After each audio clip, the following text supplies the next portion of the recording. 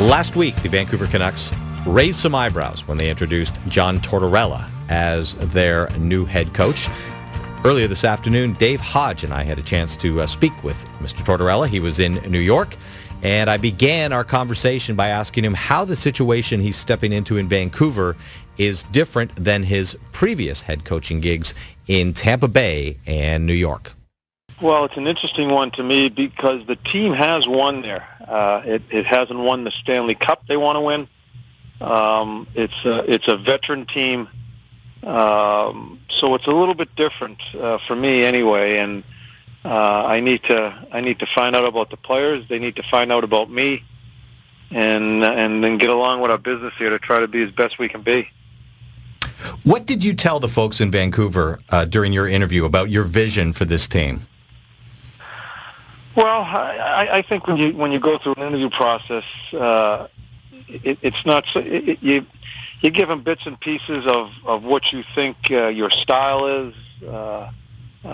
They had me look at quite a bit of tape of the team to give them my thoughts of what I thought of their club, and so that's how it went. It's a situation where I think in that team there are some really good players there. The way I look at it and the way I introduced myself in the interview was to get to the next level. I just think there has to be a little bit more stiffness, and the mental part of the game I'm anxious to work on with them. John, it's a different team, also a different country, a different conference, and might I say you are dealing with a different pack of media hounds. Do you wish or do you need to be different in Vancouver than you were in New York? Well, I no matter if it's in Vancouver or wherever, and I'm very fortunate on another stop here. Dave, when you get, basically said we don't want you here anymore, you end up as a coach, you end up reflecting and assessing, and I've done some pretty stupid things along the way here. I think I've done some really good things along the way. I've got to try to get some of the stupid things out of the way. And certainly the province of BC, which, again, I am so excited. It's something I've always wanted and very fortunate enough to have, is to be able to coach in Canada, the city of Vancouver, the province of BC. I know the scrutiny and the pressure and the media. I think I need to do a much better job at, again, the word I'm using is cultivating a relationship. And there'll be mistakes along the way, but I certainly need to straighten a few things out as we begin this. Did you feel the need to say that in your interview with Mike Gillis and the Canucks in order to the job? Well, it's not so much saying it. I believe it. Listen, I am not going to go out to dinner and hang with the media and be friends. Oh, we went once. We went, John. Now, yeah, come on. And I'll never go again. Yeah. Well, we must have asked you to pay, I guess. But I also, I need a working relationship. I think it ended on taking on a life of its own in New York, and certainly I make my own bed there. I certainly need to change that. It's gotten to the point where that's what I'm considered as, is some guy with the media, where I think I have more to offer. And I really did assess myself. Not that you do, you crawl into a hole, like I said, and you say, man, what's going on? And because I wanted to finish my job in New York, and certainly some things I need to be better at, and I'm going to try. In conversation with John Tortorella, head coach of the Vancouver Canucks. To that end, John, what would you say to hockey fans in Vancouver, or maybe Canada in general, who think they know you but only know you through the New York media? Yeah, and through the New York media, and me too. I don't. Again, I'm at fault there. I don't open up that much as far as what I really am. I mean, I'm not going to be an open book here either, but I think I need to give them a better understanding of what type of person they're dealing with. And I've thought of that. My wife has kicked my ass all over the place right through my career as far as some of the things I do, and I think she knows who I am, and she'd like me to allow other people to know me, and so that's part of it. And but it's not going to be a love fest here. I still have a job to do. There's emotion that comes into play. I think that's a huge strength of mine, and as I said right along here, it puts me in a bad hole too. So I've just got to try to curb that and go about my business that way. On another matter, the owner and the GM of the Canucks see the need to deal with Roberto Luongo's feelings, given all that has happened before and after the Corey Schneider trade. Do you intend to have a similar talk with your goalie, or do you want to start fresh with him as you would any other Canuck player? Well, it's kind of unique situation going on with the goalies here with Schneid's and him. From afar, Dave, I watched it last year, and I thought those two players handled themselves tremendously. Again, I only saw a little bit of it. You guys may have scrutinized it on more, but it was a really precarious situation. I have talked to Roberto after the deal was made. I think I needed to, and I think what I hope it will help him is that you have kind of an outside, new guys coming in as far as the coaching staff and how they feel. I think Roberto's a hell of a goalie, and I've done many interviews, and people start saying, well, Schneider's going to be the starter, and he's the backup. Roberto Luongo isn't a backup. I watched him in the Olympics. I've watched him through his career. He is a really good goalie.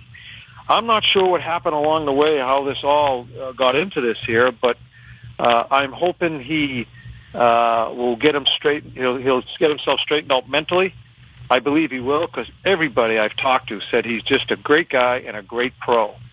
And he's going to be the backbone of our team. And kind of if you just wipe away what's happened, he is our number one goalie, and I think that's the way he's going to look at it. He's going to try to put our team on his back and carry him. In conversation with John Tortorella, head coach of the Vancouver Canucks. John, a lot of debate among fans here of what sort of style of hockey you like best. They look at your years in Tampa Bay and see a very offensive-oriented team. They look at your years in New York and see a defensive-oriented team. How will you determine what style you will be playing with the Vancouver Canucks, and how would you characterize your philosophy? Well, I really haven't changed a style from Tampa to New York. Now, remember, in New York, we had a Danny Boyle who we got from Florida who just was almost out of the league, stepped into his own, and just, I thought, recreated that position as a rover, basically, as far as a defenseman. He was a rover for us. Vinny came into his own as a young kid, into a star. Richie, Marty St. Louis, Pavel Kabina in his prime there. We had a really good team with a lot of offensive skill. So now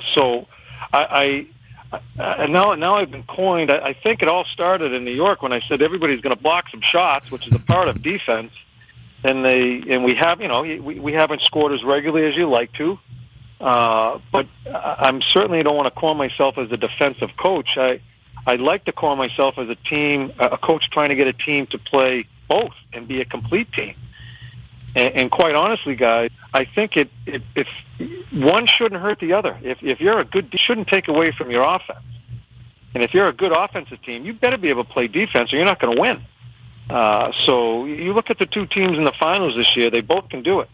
Chicago's known as this offensive team. They played hard, they blocked shots, they played hard defense. So I like to consider myself, as every other coach in here, trying to get everything out of its team, both offensively and defensively. In honor of your time here at TSN, this would not be complete without some version of the quiz that you learned to love. No, it's personalized. I think you're going to like it, and there's a little bit of rapid fire reporters that I'm accustomed to as well in all of this. Only 3 questions. The answers needn't be long. You can be snappy. You can say anything but next question. Do we have a deal? Okay, we got a deal. The Rangers and the Canucks are meeting tomorrow. You are not coaching either team. Who wins? Vancouver. Well, that's the easy answer, right? I should ask for a long answer and get you to tell us why. But I'll go on to the next question myself. Do you spend time wondering how many of your players like you and how many don't? No. Never? Never.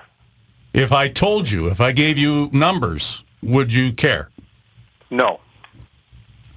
What is the Can I expand on that? Oh, yeah, please absolutely. do. Yes. Yes, I don't think you can as a coach. If listen, and I'm in Vancouver. I think it's one of my biggest jobs is to try to get guys to another level.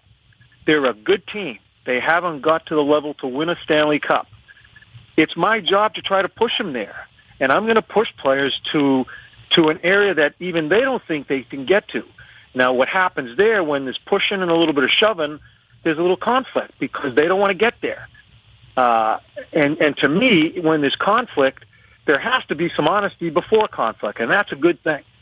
So I just believe in that so strongly that if you're going to have everybody happy in that locker room and everybody thinks it's great around here, you're not winning squat. You aren't. You are not going to win. If you're trying to push people as individuals and make them play under a team concept to be the best they can be, there is going to be a pushback from players. And then it's up to me how I handle that type of situation. So, and everybody seems to be afraid of the conflict, but I think it's healthy. I think it's healthy under team concept, and I think it's healthy getting them to understand the players and them know me. Would it bother you if one Sedin liked you and the other didn't, or would it just confuse you? No, that's not one of the three questions. It's a bonus I'm throwing at you. Good luck with that. But anyway, here's the last one, and you need to listen carefully. Okay. What is the best question from a media person you were ever asked following a loss? Following a loss. The best question. There wasn't one. And not because I'm not blaming the media now, because of me, because I simply don't want to answer questions after losses. I hate losing. Half the time I'm not even paying attention, and this is what I have to get better at this, because I'm so focused on what I think I need to do the next day and who I need to talk maybe to that night that I'm not really too interested in listening. And so I really don't have. That's my answer. I don't have a best question. Well, I'm not going to ask you which of these questions you think is the best either, because you won't remember the first two. John, we wish you all the best this summer and into the fall, and welcome to coaching in Canada. We look forward to speaking to you again. Thanks, John. Likewise, guys. Good talking to you. John Tortorella, the head coach of the New York Rangers. And, he was a different kind of entertaining with us.